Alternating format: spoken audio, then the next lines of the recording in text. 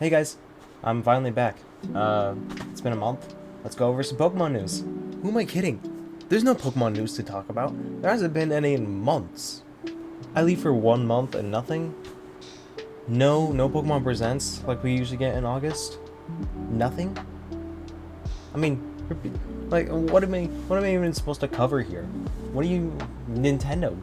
Game Freak, give me something to work with here, man.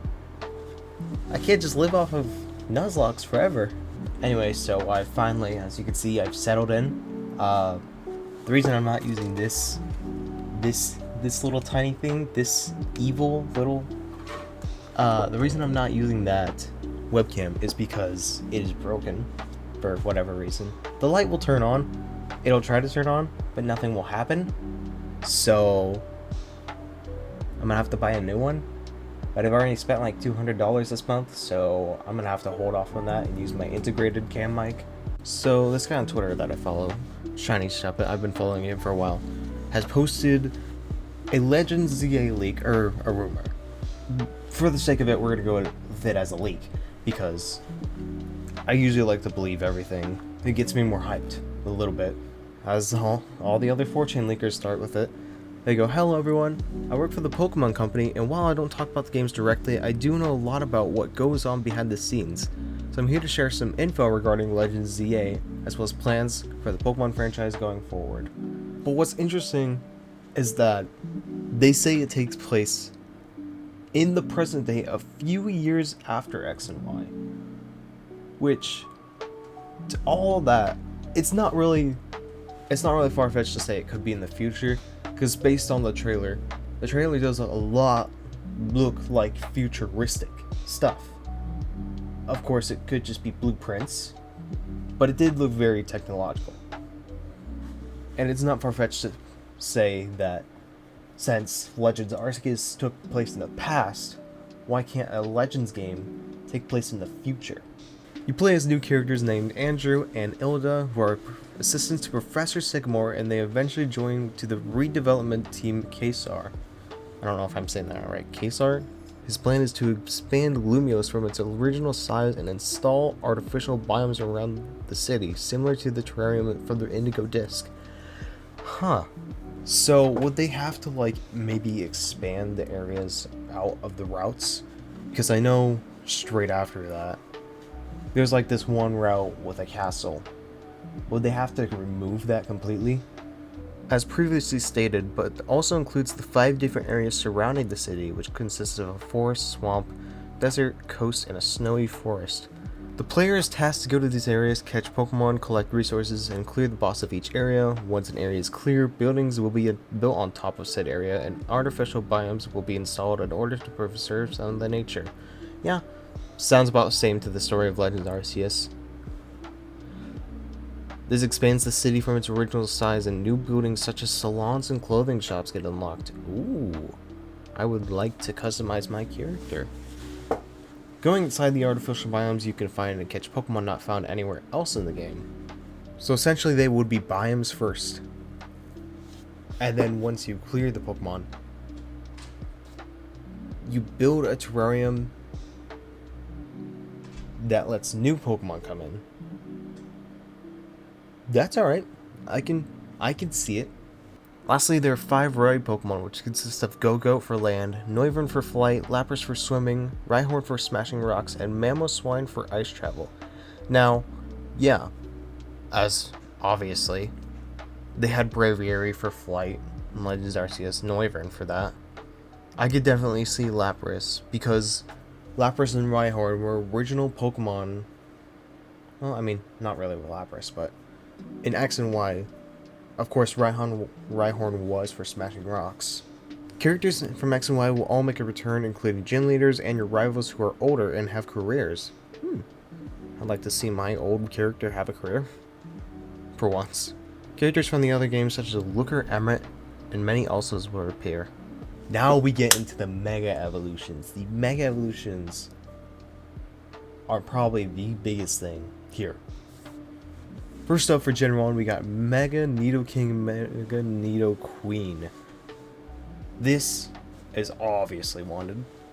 But again, these are rumors. It's not real. It's not always going to be. It's always speculation. But we're going to take it as real. Mega Machamp, Lapras, and Dragonite, all of these are, of course, fan favorites that people have wanted for a very long time. I mean, everyone has thought of a Pokemon who should deserve a Mega Evolution, but these are like the most popular choices that could have happened. For Generation 2, they have Mega Crobat, Slowtank, and Miltank. Oh my gosh, Mega Miltank is going to be such a pain to deal with. Whitney alone sucked, but having a Mega Miltank, I can't imagine it. What would they even make it into? Would they make it like a bowl? I always thought it was weird how we always got Mega Slowbro, but we never got Mega Slowking. For Mega Slowking to get the other side of the Mega Evolution in this game makes a lot more sense. Because, first off, X and Y deserve so much more to be expanded on. And they're finally going to get the chance to do that.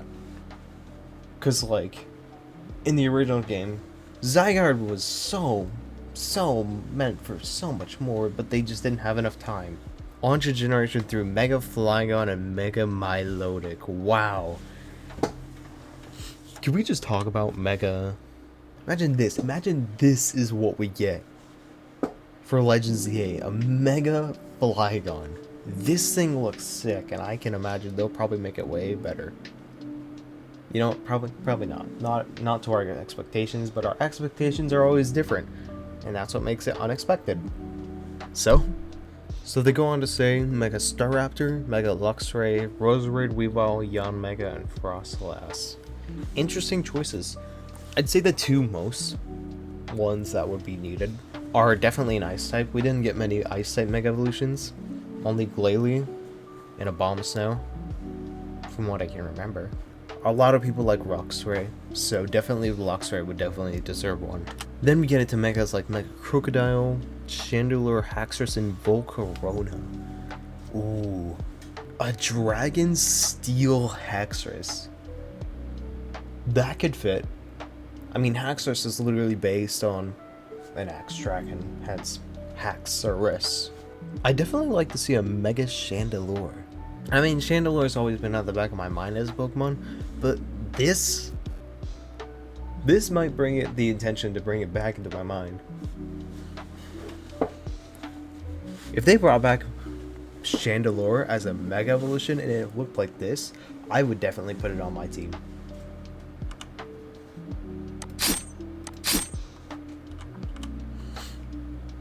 Going on to Generation 6, they gave us the Kalos starters, which were obviously needed in the first place for the game.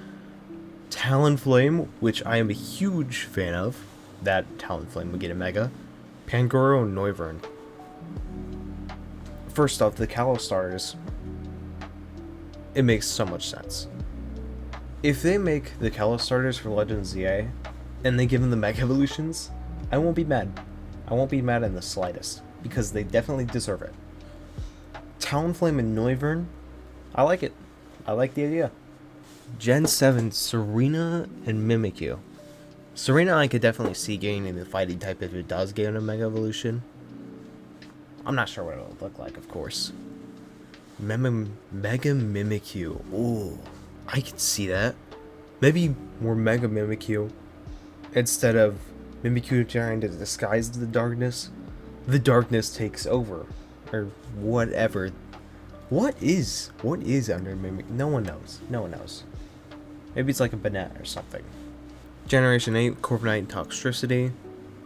Yeah, I definitely like to know. Orbeetle got a Gigantamax. Yeah, I was about to say Orbeetle. And the Generation 9 Armarouge and Ceruledge. That would tip the icing off on the cake. Mega Tinkaton and Mega King Gambit. Mega King Gambit would be so overpowered. I could see that thing having 200 attack or something. On top of this, every Mega introduced in X and Y and Oras will be included, including the Horn starters. Mewtwo, Latios, and Rayquaza. Each of them are linked side quests in order to unlock them. Yeah, I could definitely see that. Then Steven Stone from Ruby and Sapphire assigns you a task to capture them. Makes sense. And then Zinna from Oris will help to seek and capture Rayquaza. Obvious questline. Luca returns alongside Annabelle where they investigate Ultra Beast sightings, including a new fire-type Tapu. Tapu... what would it even be called? Miriam from Scarlet and Violet has a side quest where you try and help her set up a class at Lumiose City. This quest confirms the game is set after Scarlet and Violet. That would actually help tie into the few years after X and Y a little bit. Ooh, wow, that is a lot of text. The protagonist teams end up with AZ to try and stop Rico from resetting the universe by getting the help of a new character named Porio, who holds the knowledge of the new legendary Pokemon Azoroth. Azeroth. A squirrel-like Pokemon that is the counterpart to Zygarde. Azeroth. Azeroth, Metreon, Zinthos? At the climax, everyone confronts Rico, who is about to activate the ultimate weapon. From there, he unleashes Xerneas and Yveltal, who are in their brand new forms. Makes sense. Palkia and Yveltal. Palkia and Dialga got their new forms, just like how Giratina had his origin form. Maybe Xerneas and Yveltal can have 100% forms like Zygarde. Upon defeating Rico, he will unleash Zygarde, and you must fight him to capture him. The boss has 2 phases. Giratina fight again. Spoilers for Volo. After Zygarde is defeated and captured, Rico still manages to fire the ultimate weapon where it hits Kalos and the universe starts to reset. A cutscene happens where all the legendaries team up to try and stop the ultimate weapon by firing attacks at it. Suddenly an explosion occurs and engulfs everything in a white light. Player wakes up in a dark void until a light that resembles one in the beginning of Legends Arceus tells you that the universe has been reset. A new world has been created and that everyone you knew is gone. The light then tells you that you will be put in charge of leading a new redevelopment of Lumiose City. Fades to white until you wake up in Lumiose City again, look at the Prism Tower, then take a camera, pans to the sky, where the Pokemon Legends ZA logo pops out before cutting to black and the credits start to roll. That would be an insane ending. So to recap, the ultimate weapon is fired, hits Kalos, and for some reason the whole universe resets.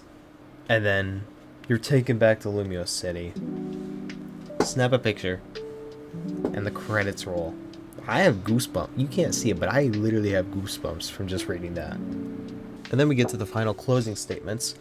Legends EA is the final game set in the old timeline, and the franchise will undergo a reboot starting with the next generation. Now when you say reboot, that can mean 2 things. You're completely wiping the system, or it's just a new generation, kind of. It's a new timeline, separate from its own, kind of like a spin-off game. And we all know Gen 10's coming next year, 2026 maybe? Who knows? Whenever they try to push it out, they'll try to probably push it out in November of next year, which I wouldn't be surprised. This new area of Pokemon franchise sets out to innovate on the old formula by changing things drastically and completely abandoning old mechanics such as the turn-based battle system. What? That is the whole abandoning the turn-based battle system. Then what would you make it? Would it just be like Power World, where your Pokemon just automatically fights and they use their own moves?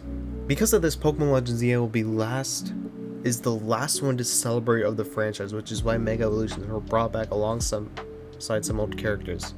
Every time I read one of these, it seems so real, because they're so good in detail too.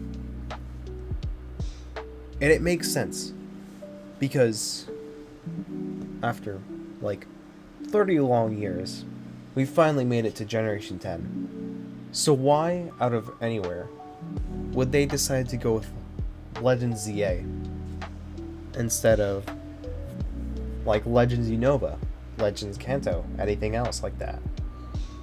Why would they decide to go with X, Y, and bring back Mega Evolutions if they knew this is where the restart would happen? I'm just imagining it in my head. Like, yeah, they bring back this game, the universe resets because it takes place years after Kalos, and this is their chance to start something new. Ultimately, what the ZA in Legend ZA represents. Z is the final word of the English alphabet, hence at the end of the timeline, A is the start of the alphabet, hence beginning a new timeline. Yes, exactly what I'm saying. If this is the last game and Gen 10 is the newest version, a new start, then wow, that is insane.